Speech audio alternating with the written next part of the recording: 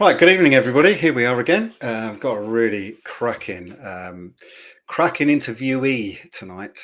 Musician, artist, Mark Springer. We've got a lot to talk about.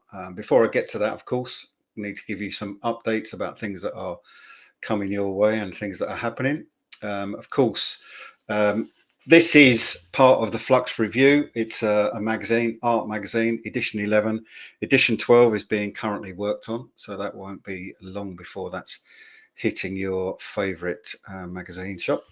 And of course, that leads on to the Flux exhibition, which is 17th, 20th of July, 2025. There will be a link coming out where you can get tickets for that, for the private view on the 17th. All sorts happening on that night as well. And in fact, all sorts happening over that weekend. And we'll be announcing more information on that. But it's around 70 to 80 artists at the Bomb Factory in Marylebone. Fantastic event and a fantastic night if you can manage to come along. This gives you a bit of an idea what it's like. It's very high ceilings, but fantastic artwork on display, and some amazing people that turn up, as you can see as well. Bit of a DJ playing all night too, and there's performers and all sorts going on, so it'd be fantastic if you can come down and make that. And then I've already said this last week, but one last plug for Michelle Watson. She's a Flux artist, Flux family artist. She's at the Muse Gallery in Portobello Road, 13th of March to the 6th of April. And that's PV is on the 13th of March. So it's really, again, you don't need a ticket for that one. You just need to turn up, which is always a good one, especially if you're up in London at that time. And then one last thing is about next week's guest, who is Rona Smith, who does some absolutely monumental sculpture installations, this being an example of one of them. Some of them are 5 meters by 15 meters, so she's not a lady to work with small sculptures, that's for sure. So that's going to be massively interesting. Not actually done anything like that before either. So now I've had to make some notes because my guest is a very, very busy man. In fact, we did the tech check earlier on in the week, and he was abroad, so he's extremely busy. But apparently, it's been a long journey so far. So consistent, super high quality recordings and concerts, and amazing collaborations. He's his trademark, but he's a musician and artist. And if we're going to kind of be talking about the way that musicians end up in art, or artists start as musicians and end up in the music world. So it's interesting which way around this has come to for Mark. Musician and artist, he plays the piano. The Saccone String Quartet perform the quartet, and they are joined by Neil Tennant, Pet Shop Boys fame, of course, on vocals for the quintet on the new album, which is called Sleep of Reason. Now, this album is actually an interpretation, or maybe that we'll find out, but that's maybe a little bit of a strong word, but it's certainly inspired by Francisco Goya's works from a particular book. Again, we will talk about that too. But the result, dark atmospheric collection that reflects the monsters of our time, as Goya's work did with the monsters of his own era. Now, the other thing that Mark does is he uses his paintings for several of his artworks on recordings he's had some sellout shows. Quite frankly, I feel a bit jealous, including Jonathan Clark and the Fine Art Gallery in Chelsea. So look, as usual, I've put a little video together of Mark. Now, the thing to really impress a little bit here is this is from the album, and this is actually Mark playing the piano, and you'll see that. And well, he might have a little bit of a surprise for us a bit later on. But before we bring him in, let's just enjoy some of his work.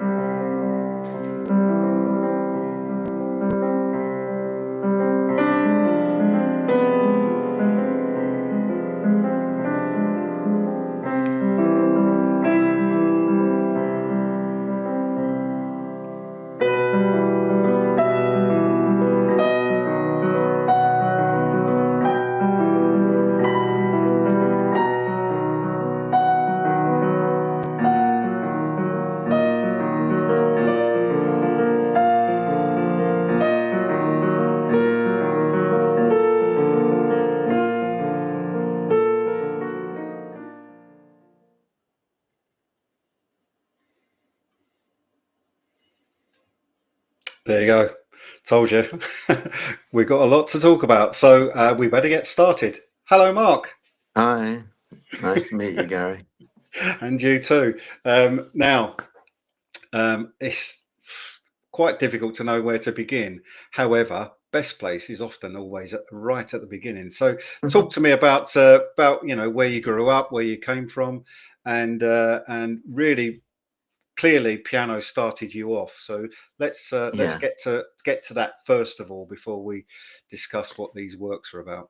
yeah. Well, I mean, ever since practically I can remember, I've been playing the piano from when I was very little, and I started with very much sort of straightforward classical studies, and carried on doing that for a long time. And then when I got to about the age of 13 or 14, I decided that I was very keen. I sort of developed a real interest, having got played pretty much classical pianos exclusively till I was from when I was about 4 or 5.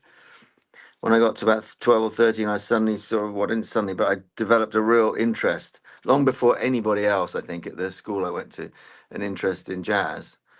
And Ah, so that sort of got me go. You know, I began to think about the idea of improvisation as opposed to sort of playing written music.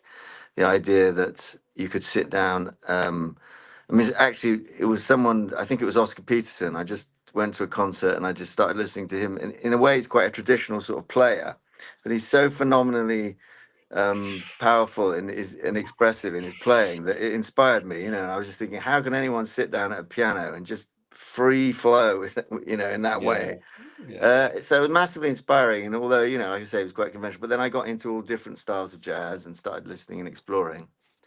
And yeah, that sort of then I started a band, found a member of a group which featured Nana Cherry as the singer, and Mm, I started to work with Don Cherry, her father, who was amazing, sort of seminal trumpet player, you know, jazz player from America, LA. In fact, he grew up in LA. And Rip Ring Panic. I started a group called Rip Ring Panic, and we started touring and playing concerts. And as I said, I started working with Don Cherry as well, which was very inspiring. So that was an important moment for me starting to work with him, because mm, obviously he was such a major jazz musician. And it was great working with Nana Cherry as well. And so my journey has been it's been a sort of in a way started very much as a classical musician, then became incredibly inspired by jazz. And but on the other hand, now I'm back in much more in the idea of compositions and writing for operas, and the work I've just made with Neil Tennant is one string quartet, one piano quintet, sorry, vocal quintet with Neil singing and writing lyrics and so on, and then an hour of solo piano. So it's a double vinyl album and CD, exploring thematic material, but completely composed, everything written and everything done in an entirely different way to the way that I worked when I first started out, you know, in the sort of Rip Rig and Panic thing. So, how did that come about that you're working with Neil Tennant? Then, how did that? Have you known him for a while, or is that just No, I haven't. I haven't. No, it's a rather no? nice, lovely sort of kismet sort of sensibility behind it, in that he used to write for. I think he was he was a reviewer for for Dazed and Confused in the 80s, which was when my band kicked off. And Okay. Neil was the editor, the features editor, or the reviews editor, I think. And it's a nice story. And then he was somewhere in Folkestone, and there was a little sort of bric-a-brac shop or something, and he looked in the window as he's walking past, and he saw a review that he'd given of my piano music when I one of the because we used to put my piano music on all the backs of all the singles. So we had like 9 singles, and all the B-sides were solo piano of me. And Neil reviewed a Rip Ring Panic album or something. And he said, really loved the B-side, which was a solo piano piece. And he said, so he thought to himself, I'll go and check out and see what Mark Springer's up to now. And he just started hearing all these quartets and operas and all the rest of it that I've been writing over the recent years. and he loved it so much that he decided to buy some music off because I run a label with my artistic designer Sarah Killery, and he decided to order a couple of the new albums, and so that sort of brought us together. And then we got in touch with each other. He just like, he just thought, I really love what he did then, and I'm going to check out what he's doing now. And so we kind of connected over that. Mm. So it Well, was really nice. and to be honest, just that, the little bit that I've listened to, that I've been allowed to listen to, is really superb. But I've got to say, uh, jazz is my thing, always has been. So Yeah, I yeah, would fair have, enough. yeah. And Oscar Peterson was probably my father's absolute god as far Yeah, as well, I jazz think it was piano my goes. father that used to play him as Yeah, well, and so yeah, I just yeah. got into. So yeah, quite something. But now I just brought up just then the actual album cover, but let's talk about this piece of artwork Yes, that yeah, is on. Well, let's just jump back there for a minute, because here it is on the album yeah, cover, but here he is in exactly. real life. What Isn't a it great? Yeah. size! I Yeah, know, I know.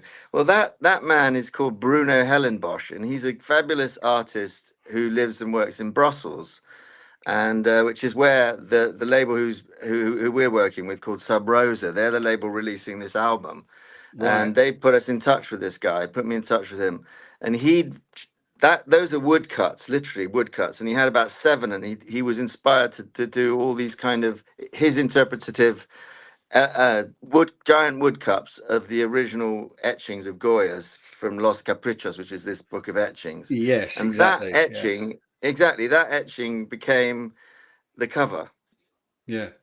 obviously It's shrunken quite down a amazing. little bit. Yeah, it's Yeah, brilliant, isn't it? Yeah. well, just a little bit. I know. And just So to think, he gouged all that out, that is like a solid yeah. lump of wood. Yeah, Incredible. that's some that's some serious amount of work that's gone into just that one piece. It's quite Absolutely, amazing. absolutely. So And it was um, actually Guy Marc Enon is one of the directors of Sub Rosa, and he's Mr. Like knows everyone in Brussels, basically every artist in Brussels, as far as I can tell. Anyway, he introduced me to him, and he just said I asked him to do some interpretations of the Goya. There's the famous Goya actual etching where Goya's lying down on the desk, which is what he's doing in that image, is and he's that lying on the desk, and this he's one? yeah, There we go. exactly, it's perfect there, Yeah. yeah, Hmm. and those are his the sleep of reason was one of the etchings. It's called The Sleep of Reason Produces Monsters, and he's Right. kind of just imagining, demons and witches and dark. It's sort of allegorical images to do with some of the stuff that was happening, Spanish wars and all this stuff that was happening when he was around. And Yeah. so the original and so those images, then Bruno just interpreted them with these giant woodcuts, which is amazing. So so what was it about? I mean, obviously there's some dark old stuff going on with these Yeah, etchings, and yeah, so what was it that from those that inspired you and Neil to actually come up with, or jump back a little bit, how did you yeah. actually come up with the idea of this album based on these works? Yeah, well, the very, very original thing was, I was actually, it was quite a few years ago where Charlotte Horton, who is a winemaker and lives in this amazing castle in Tuscany and makes beautiful wine there, she actually suggests, because we worked together running a little festival there for a while, which was lovely, a music festival up on the mountain. And she said to me one day, why don't you try writing some music for these etchings by Goya, Los Caprichos. So she was the originator of that idea, because I hadn't actually ever seen these etchings. I've always been a fan of Goya, but so we've got Charlotte Horton to thank for coming up with the original idea. Then I wrote some of the music, which I then sent to Neil. But I wrote some of the music inspired by these etchings, and for various reasons, the actual that was supposed to be an opera piece, a piece with a voice and strings, but I think the dreaded COVID came along and all the rest of it, and we never actually performed it. So it was put away in my cupboard, along with many other pieces that I've written over the years. And then my artistic director, Sarah Killery, one day, several years later, and Neil and I had got in touch by that time. And he said, I want to do something with you. What you got, you know? And she said, I can hear Neil's voice on this piece. And it was the piece that I'd written originally for the original Goya performance that we were going to do in Italy. And she said, I can hear Neil's voice on this. So I've got her to thank. I've got lots of people to thank for this project. But then I sent it to him, and he just loved it. And there was a sort of a massive explosion of energy over about 3 weeks. And he was sending me things every day. He was going in the studio, recording bits, sending them to me. So he was on fire. And I think that's how we both feel about this album. We both feel that we've made something really quite powerful, you know. And he just went into it, you know, and it's in a way I think it's quite different from some of his Pet Shop Boys material, but it's the same, you know, it's fabulous lyrics, and and he said to me, I also like, and I told him about the story of the Goya, he also said to me, I love Goya's work too. So, and then I said, thanks to Sarah Killery, I sent him the music, and he just went for it. Well, So it's a very exciting yeah, project because well, and it's such an explosion of and energy, you know. it certainly sounds it. And I think, you know, when you hate saying stepping outside your comfort zone, but when you're known for a particular style of music and then you do something completely different, uh, Yeah. that's really got to be quite satisfying, I think, because it's a little bit like some artists say to me, "Oh, I'm doing. Everybody knows that's me." Blah blah blah blah blah. But I have done this as well, you know. And you find that Mm-hmm. even though they've done something different, there's still that element Yeah. of them sitting there speaking back to you, and it's a similar kind of thing, really. That, you know, I think, I think it's yeah, exactly that. I think it's exactly that because in Rip Ring Panic, which I don't know if you're familiar with mm, Rip Ring Panic, you might mm, remember them, but I'm sure you've heard Nana Cherry yeah, and yeah, so on and all yeah, those things she's done. But Rip Ring Panic we were kind of a mix between, like, we'd have pop song type singles, but then we'd have wild freeform jazz jams, you know, mm, and all that on mm, stage. But I think ultimately, fundamentally, I've always explored music in some ways in the same way. And although I score things now quite often, I don't do, not everything I do is scored. I have a whole stream of piano music, which I call compositions in real mm. time, where I go out on stage and I don't know what I'm going to do, but I try and make a composition out of it. So it's not an improvisation. I make that distinction. It's a composition. Well, And those I call compositions so in real that's time. interesting because, again, quite a lot of artists that I've interviewed, including last week's artist, Hmm.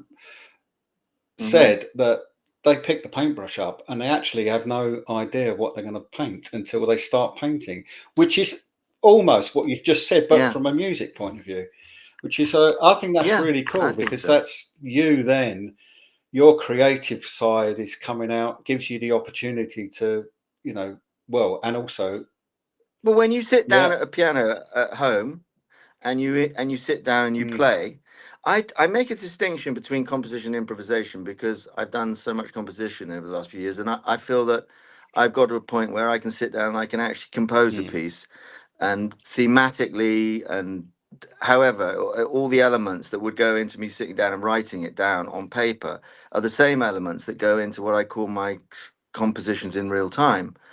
But fundamentally, it's, you know, the process isn't that different. Like when I sit down and play a piano at home and then I want to write a string quartet, the piano still kicks me off, you know, and I might just come up with something really just simple on the piano or just something moody on the piano, and that kicks me off into scoring stuff and writing it, you know, as a scored Right. Well, work. let's just sort of talk a little bit about your art side as well, because you've got you got some works on the wall behind you, which is why I've put you to full screen. I have. But Couple. I've also managed to a get some works off of you, but also b find some on your Instagram page, which I'll talk about a little bit later. But Hmm. again, there's this. Well, let's bring one up. here we go. There's this element of abstract, but it's clear. It clearly, in fact, quite a lot of your work that we're going to look at is our heads. And so my Mm-hmm. question to Yeah. you, first of all, is how do you choose your color palette to decide? Because they're all quite different. I mean, if I'll bring another one up, you can see they're Yeah, all they are. quite Yeah. different. So Mm-hmm. how do you choose They are. your color palette as to what that's going to look like? What determines that? Is it the mood you're in, or do you just Mm. I would say that it's I think I don't choose the color palette before I start. I mean, there may be an element when I'm working on a head where I'll use a sort of skin tone, like you can yeah, see in that picture yeah, you're looking at. There's quite a lot of skin yeah, tone in yeah, there, isn't yeah. there? But I do a lot a lot of scraping. So I'll I'll take I'll add something in and then I'll scrape it off. And sometimes I just in the process of colors appear that I'm not even thinking of, and they just become a part of the image. It's very mysterious in a way. So I like to work in that sort of way where I'm aiming for a kind of likeness, but not really. It doesn't.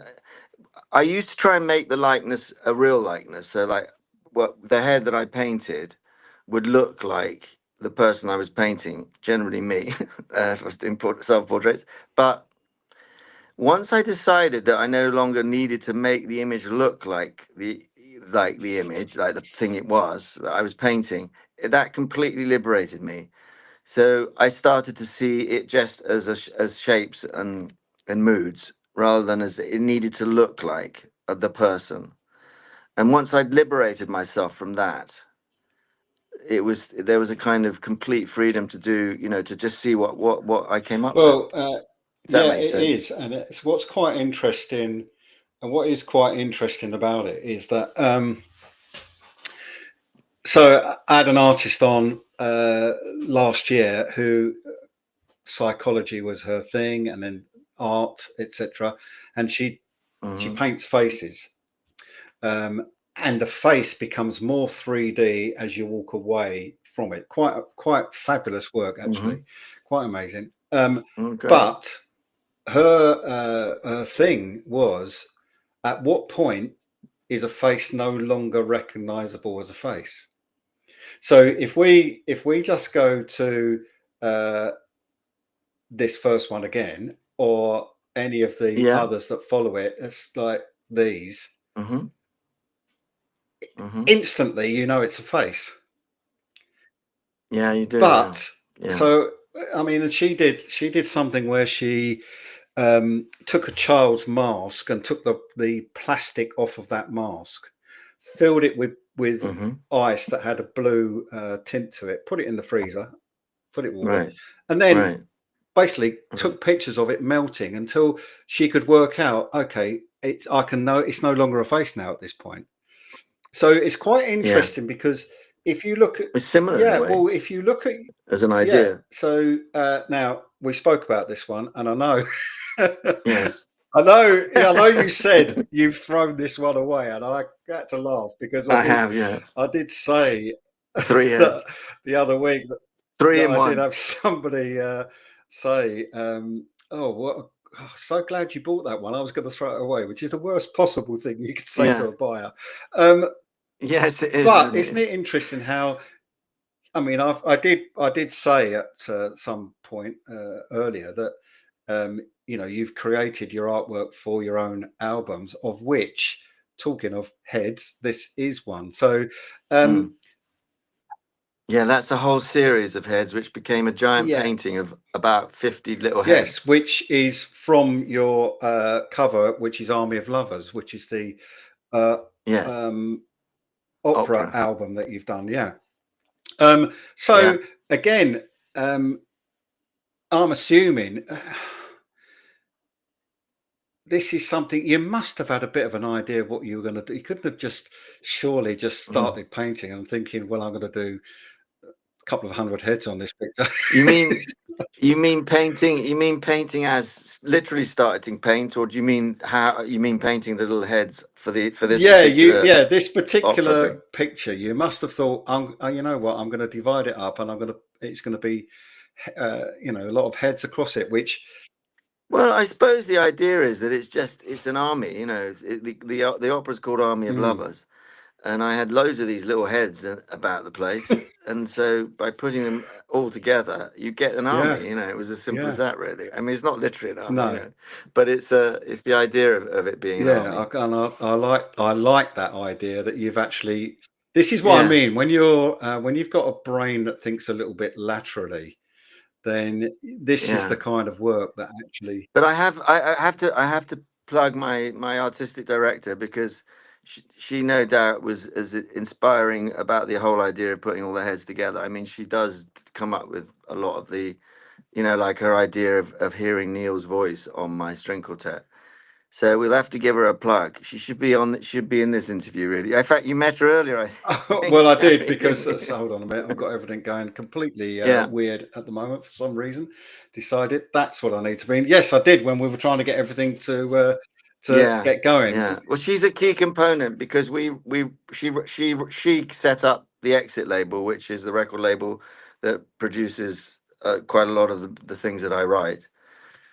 So she's a key player, and yeah, comes up with a lot of the artistic drive. I'm the sort of grunter who just sits down and writes the music, Well, it's interesting. or paints the So we've pictures. got a couple of people. Lee Churchill, who watches this every week. He's just put a comment on, which Yeah. is they're a Oh, vision of yeah. himself reflecting the mood at the time of creating the piece, which is quite interesting. But Paolo, who is an abstract artist, is yeah, Egyptian mummies. I can understand that as well. There is that. Uh, you can see, He's put that yeah, as and you can kind of, that's yeah, funny. and you can kind of see that if you go back to here, you can see that kind of Egyptian mummy feel. Actually, Yeah, well, particularly with yeah, the one you threw away. yeah, yeah, But yeah. yeah, quite. That's probably rotting somewhere in the earth. Someone might find it in 3,000 years' Yeah, I think time. it's. They go, oh, these could have been real. I wonder if these were real people. Yeah, that's really really interesting. So I think they look more like sort of three people who've been bandaged well, yeah, after the war. that's true as well. That's what it looked like to That's me. true as well. Oh dear. That one in Yeah. particular. Some of them don't, but that one in particular. Yeah. It looks like three people with But bandages on. also to give people a bit of an idea at the size of some of these, I mean, that's a Yes. big picture. Yes, So massive. yeah, and I quite, Yeah. I really, I find it fascinating how I'm guilty of the same. We all choose the size of our work. And some Yeah. artists they're huge, some are work really really small. It's quite interesting Yeah. how it sort of pans out really. And what I want to do is just let people know you don't just do heads. Yeah. So you have got some other you have got I some other don't. stuff, I have. Yes. I which is have. yeah. I actually do, because although I spend half my time in London, and the other half I spend quite a lot of time in the countryside. So I actually do have a whole series. I do have a lot of landscapes that I've done over the Well, years. yeah. So So there's one here, for example. oh, there's Yeah, one there's one there. here. Oh my goodness, good Yeah, timing, Gary. That was good perfect. Yeah, timing, wasn't it? Yeah. one here. So yeah, that's again. You got and I've looked on your Instagram page. You've got what I would Yeah. say is uh, I might be wrong, so correct me if so. But there's a little bit of, especially in a couple I've seen on Instagram. There's a little bit of David Hockney-ish style about some of those that you've done on Oh, there. Yeah, interesting. I feel anyway. So What more in the yeah, the landscapes rather than landscapes. Yeah, the the heads? Yeah. landscapes. Yeah, Yeah. absolutely. Yeah, Oh, well, that's yeah. interesting. Yeah. I Yeah. thought there was another. Yeah, so um, it That's a is a head, I head, think. but this is way more abstract, perhaps, than I think I've some of the thrown that others. one away as well. So, are you working primarily with acrylic? or No, no oil, oil, and yeah, okay. So oil and on what canvas. palette Yeah, knife or Re- really expensive oils, which is why why you throw them I away? never got any money. No, yeah. No, I use really good quality oil paints and Okay, canvases. yeah. So that's interesting. Again, I'm always fascinated by preparation. I've had a couple of artists who paint Yeah. straight on the canvas, some who do all the, prepare Mm-hmm. the canvas first, giving it a few coats of something before Mm-hmm. they start. Is Yeah. that the work? I used to Yeah, do that. I used to do that. I used to put a kind of gentle yeah. umber and let it dry. So I would paint. I used to paint from dark to light, Hmm. and then I switched and went from the white of the canvas. I still like to cover it a bit. I'm not very good at just seeing an empty white space. So I would just originally, when I first started painting, I used to paint from dark Yeah. umber to adding the Hmm. lightness into it, which I still really love. I love that way Yeah. around, that sort of dark to light. But I don't know why I shifted really. I suppose just getting bored. It's like Yeah. anything. It's like playing jazz and then writing, operas. So that You've got to keep I mean, moving. look, I know that music is your job in inverted commas, but it's not, is it? It's just pure joy, and I can understand. I probably made more money out of my painting than my music, to be Really? honest. But talking of Yeah. jobs, Well, and yeah. it's interesting. I wondered which of the two would you say you prefer? Well, I can be fairly honest and say that I think that music is my first responsibility. I feel I owe more to music than to Okay. painting, and so I I always put that first. And when I'm really up against it, like I am now with this new album, and I've got a lot of stuff to focus on to get this Mm. thing working, I don't paint at all. I'm much more likely to be that way around. But sometimes if I got a show or an exhibition or something, then I'll focus on the painting. So it can go either which way. But I put music first generally. Okay, so but do you find that when you are painting, time goes completely, and you're sitting there, and Yeah, suddenly, yeah. time's gone. I think that's true of a lot of artists, and there's quite a few artists. But that can happen with They can, compositions in yeah, real time yeah, when I'm out and yeah, I'm just it's the same kind of yeah. effect. You're just kind of just sort of there. And I mean, I think that's what makes making something you know good in a way. I think that's what's good about it is that you do suspend time. Mm, You change time. You find a way that time isn't just what it ordinarily is. Whether you lose time, whether you gain time, whether you twist time, whether you I don't know whatever you're doing, but you're playing with time on some level. I think both with painting and yeah, with music, but maybe more so with music. Like I know if I sit down and play, I always know how long I've been playing for, literally to the really. second, however long it is. Wow. Yeah, and I never have a watch. I don't wear watches or anything like that. But I just, you know, you'll never get a hard-boiled egg out of me. Well, see, that's interesting for me because I've got a studio upstairs. If I'm going up there and I'm doing some music, before I know it, it'll be 2 o'clock in the morning, and I've completely lost in what I'm doing and etc. Yeah, And yeah. But that's there good, is, isn't it? Do you like that, or does yeah, that does I that feel do, like I do. However, I Yeah, will tell you something funny about that, which is uh, probably maybe 4 or 5 years after I first got married, I put a studio in the loft. Literally had to pull the ladder down and get up there and right. go in. And so my wife would go to bed. I'd go up there and I'd be headphones on. Yeah, absolutely cracking. And then the loft hatch would open and a head would come through. Will you stop banging your foot? So I'm right over the bedroom. Oh, the foot Yeah. banging. Oh yeah, that gets them And every time. that was it. It was like, come on, stop banging your foot. Yeah, and she'd probably put up with it for Yeah. hours as well, and then That was suddenly she gonna felt she had to say something in the end. Yeah, and it is though, isn't it? You especially I think when you are really into something you're doing, which is why I say that about painting and for me, art. I will often look and think, oh my word, it's like, where have those last 2 hours gone? Yeah. And that's But what I find with music is that when I'm doing compositions in real time, and is that I need an audience, okay. so I don't tend to do them at Mm, home.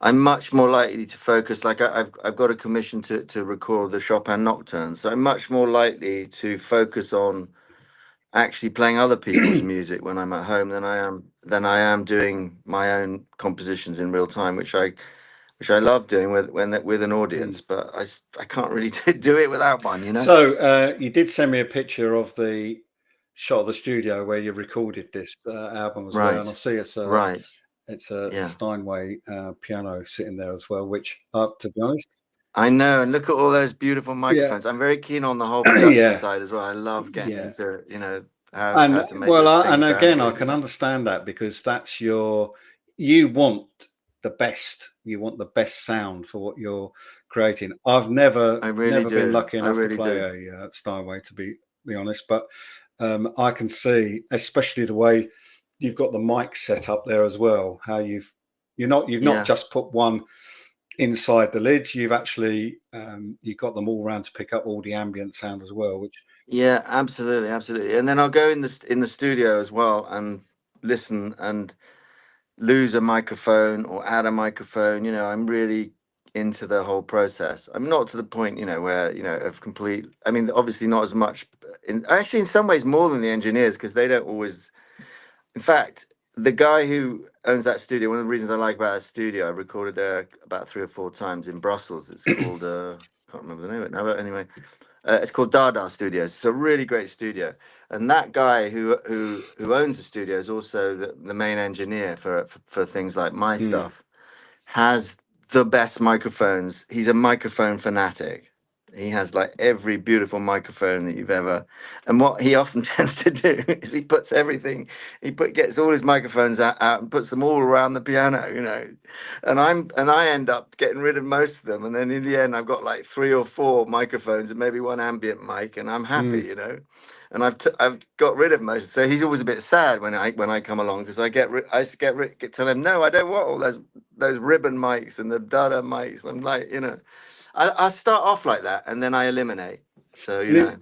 but I love that. It's great, and you just get the right balance, the microphones, the right distance, and all the rest of it. So how much do you think that comes through in your art side in terms of um, starting off probably with too much and reducing it, because you already mentioned you scrape stuff off. So is that kind Yeah, of the I way do. you're working, almost not front to back, but it's kind of what I mean, in that you work till you get to a point where you go, okay, this is what I was looking for.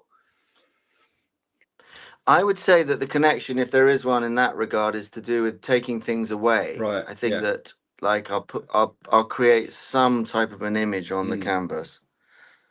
Nearly always I won't like it, and by the time I've turned it around, it might be a lot of times before I actually get anything that I think, right, I'm happy with that, and I'll leave mm, it. Happens quite quickly sometimes, because images, you know what it's like when you say you've got a palette knife and you brush paint over, you end up with an image very quickly, which is nothing like the image you had just the time mm, before. And I think that applies in the music process for the recording side, in that, I'll often just go, right, and the engineer will be really surprised, and I'll say, no, I'm not hearing. It's almost like you've got, I think the similarity, now I'm thinking about it, is that you've got an idea of what you want to hear, and you've got an idea of what you want to okay. see, Yeah. and you'll do whatever it takes to try and get close to that idea, but you don't really know what the Mm, idea is. You don't really know what it is you want to mm, see, but once you've got it, and it's the same with the studio. I take a microphone away, or I'll say get rid of that or change that or whatever, and then I'll listen. And if I think the detail is then in the music and the details in the playing, I'll say, okay, I'm happy with that. And the engineer, when I was doing the recording for Sub Rosa in Brussels, they made a film of it, which you're showing a little bit of, and they were like so happy with the sound at the end. And I turned around and I went, and for a while I was like, yeah, this is good. And then suddenly I turned around and they were all in the studio, and I said, no, I don't want it like this. I'm not getting the detail. I'm not getting the subtlety of the piano playing in this sound. And they all looked at me like, is this guy mad? But when I changed it, they knew. They were immediately, wow, that is a completely different sound. And I think there is that element where I'm trying to find something. If I get close to it, then then I feel okay. And they're going to feel brilliant, but I feel So that's okay. interesting. Same with the image. That's interesting when artists do exhibitions. And with the Flux exhibition, there's 70, 80 artists, and I say to every one of every one of them, look, come for the whole time it's on. So it's only Thursday to Sunday anyway. Come for that time because no one knows your work as well as you do, and the way to and that is again is something you've just said there is in the same way that someone can explain their work or talk about their technique way better than somebody else, and therefore put across the little subtleties, the little bits of detail that people might not notice. Yeah, absolutely. So, absolutely. In terms of how long have you been painting? Well, actually, I've been painting a long time. It's strange how I got into it because my father was a painter. And I'd always felt that it was his domain, and so I kind of it's kind of a nice little story in the sense that I was really behind him as a painter, and I was really sort of into his work and into how he was evolving as an artist because I was a young guy growing up, and I was part of his audience, and I became really and then when he died, which was now a long time ago, he died quite young. I realized that I'd been painting his pictures for him. I suddenly realized that I wasn't, because I would get so involved with the detail of his painting, but I never ever imagined I could paint or do it myself. I would get so involved with his images and his colors and everything, and I'd say, look, I think you should explore that direction, blah blah blah. But then after he died, maybe a few months later, I began to think, I've been painting these pictures practically. I've been so involved with them, and that's what kicked me off into the whole process of wanting to learn to paint. And that we're talking about 35 years ago. Really? Now, So okay, so I've been painting. and of course, which is always a good thing. And also, I think that the thing that a lot of artists do is they could paint for 40 years but never ever show their work, and that's also true of musicians who become artists, or musicians who've been artists for years but never, because they're a musician, it's the last thing they want to do is start telling everybody they're also an artist. But then but eventually they do. Thinking of people like Ronnie Wood as an example. Well, I've heard people say musicians never make good painters. No, that's not true. But I don't think that's true. That's absolutely not true. I mean, if you look at some of the work I just said that Ronnie Wood does, for example, I mean, he does some great stuff. Better than his music. Well, I didn't say that. Just to make that very clear. No, I didn't. I was tongue in cheek. I said it. But but I hear some people say that. But I think because people always feel they need they're comfortable with the box that you're in. I mean, I'm in the box of pianist person. It's taken me quite a while to get out of that box into the box of this person's composing music. A la Carl Jenkins. I mean, in a way, he was also somebody who came from a sort of almost free jazz. I think it was Cream, wasn't it? Whatever the group was he was in. But he came from that free jazz thing, and he's now really heavily involved in orchestral or oratorios and all the rest of it. So I don't think I think I think people always want to keep you in the box that they see you as. True. Yeah, very true. So let's jump back to the album. Okay. And what I'd like to know really is why Goya? Why Goya out of all the artists that might have inspired you? Well, I Why kind of, Goya? in a way, no, but that's but I said it to you earlier. It was the winemaker Charlotte Okay. Oh, in yeah. Sorry. Potentino, Yes. Yes.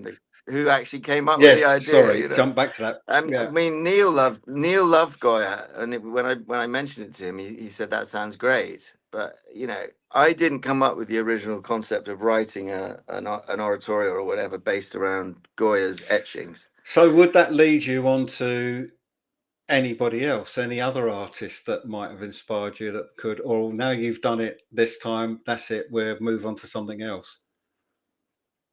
Well, in a way, it's very loosely inspired. I mean, it's not, I haven't sort of, in a sense, written the No, no. music literally to look like, or to sound like the etchings look. I think the idea of the music, the idea was I wanted to write something that was um, moody, like Yeah, Goya's work. All of Goya's work has this yeah, intensity, yeah, yeah, doesn't it? yeah. And I felt I could tune into that. And I mean, Charlotte wouldn't have suggested it to me if she hadn't thought I would love the Mm. idea, because fundamentally I like that sort of. What's interesting about the album, the Sleep of Reason, the one that's coming out, is that Neil also tapped into this darkness, but what he says he's done is he's put a kind of 21st century pop sensibility into the lyrics and into the Interesting. vocal. So there's this extraordinary mix of sort of dark string quartet. And I actually did say to Neil when we first got together, I said I've always imagined that you could sing with an acoustic, just a string quartet to complement you, rather than always the electronics, because he's very much into the electronics. And I just think he just thought he was just into Mm. it, that idea of his voice being allied to a string quartet just got him excited. And he also he's quite, there's a darkness in Neil, and there's a kind of intensity, and there's an expressiveness to his lyrics. They're really powerful for the album. I'm so Yeah, pleased with good. what he's Well, I'm done for it. looking forward to hearing it. Actually, I forgot to. I've always, even though I'm, You can read the lyrics on the sleeve notes as well. and It's all yeah, in there. great too. But I am looking forward to it. My father was heavily into classical music as well. In fact, my mother used to call it, Great. "Oh, I suppose you're going to listen to your feet first music again." But Mm. yeah, But my dad was into classical and jazz, and I don't know if your dad was like that, but my father was a lot at that generation of people. Of course, they don't no, do it now, but was a member of a club where you oh meet yeah, and yeah, play, yeah, Messiaen and sort of weird esoteric stuff and Oscar yeah, Peterson. But yeah, they were a member of record clubs, yeah, weren't they, in yeah. those He, days? he used to. I bet Well, your yeah, dad well, was. and he also sometimes at Christmas he would disappear and lay on the bed and put some music on and just listen to classical music, but primarily because Yeah. it just wasn't my mum's thing. But yeah, it was quite No. it was his, and he was very knowledgeable about it as well, which I wouldn't say Yeah. transferred to me, Well, but that's brilliant. there is certain stuff that I absolutely love. Yeah. Now we've got a few minutes left, and I know you're sitting at your piano. Okay. So I I think we am should have a playing little them. bit. We Yes. should have a little One bit. of We my should have a pianos. little bit of something. It doesn't matter. A bit of Chopin, whatever you like. This is a I might give you first. a little bit of music in Well, real this is time yeah. for the Okay, that'd be audience. cool. This is a You're complete all first. because you're my audience. This So is yeah, you're my audience. So I'll compose a completely new piece for anyone who's listening. fantastic. Okay. Do you want me to Yeah, do it go on, now? Do go you for get it. it? Okay. All right then.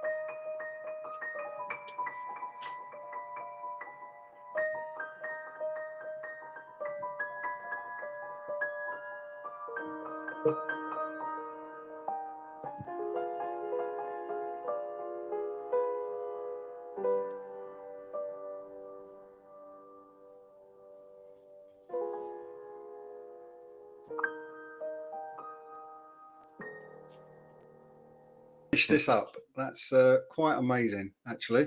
Yeah, Good. I'm glad absolutely you brilliant. liked it. Yeah. Well, thank you to the audience, because I did it for all of you Yeah, out well, there. thank you. I mean, a lot of people, Whoever you are. well, And you, there are a Gary. lot of people that watch all of this afterwards, which is That's amazing. That's which great. is the good part about it, really. And to be honest, I think that is a first for this. Somebody playing live, absolutely brilliant. Loved it, and so well done. You might have to put it into your Well, podcast. yeah, Live gigs, yeah. live Well, work. I mean, yeah, that'd be interesting. I think we're going to the exhibition. We're going to have some events going over the days where I'm doing a talk. There's some Definitely. people doing some talks, and somebody Good. painting and stuff like that. And there's a performance artist who I've actually interviewed on here. She's going to be doing a lyra pole act on the private view as well. So, but yeah, it'll be very good. Well, it'll be great. Really, yeah, it'd be great if you do. See if we can get a piano in. But yeah, it was absolutely brilliant. And look, I'm just going to remind everybody. So it's April that your album comes out.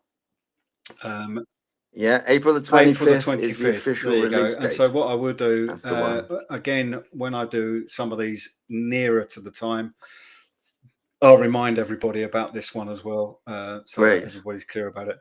Brilliant. And it'll be fantastic. And I look forward to hearing it. And well done. Good. And yeah. Well, so thanks so much for coming on. I know that I know you're going to be starting to doing some stuff soon with Neil, PR wise as well, and I feel very lucky and fortunate that I got you first. So, well, it's been great, Gary. Thank you very much. Yeah, don't. I'm just going to turn the camera off while your camera off while I say goodbye to everybody. But don't rush away. I'll have a quick chat with you after as well. So, brilliant. Thanks very much. Yeah. Okay. All right. So there you go. I told you it'd be an interesting one, and a first, a live bit of live concert going on as well, which is fantastic. What a lovely man! What an absolute gentleman as well, and fantastic musician, and really, really good artist. Really like his work. So it just leaves me really as to just remind you, next week's guest is Rona Smith. As I said earlier, she does these huge art installations, which we've got there, 5 meters by 15 meters. So it's not a little amount. She's next week's guest, talking about how she comes up with the ideas, and also so interesting because she's fully hands-on how she fabricates this stuff. So it's going to be a really interesting interview next week for sure. So all that really leaves me to say is thanks for watching, and I will see you all next week.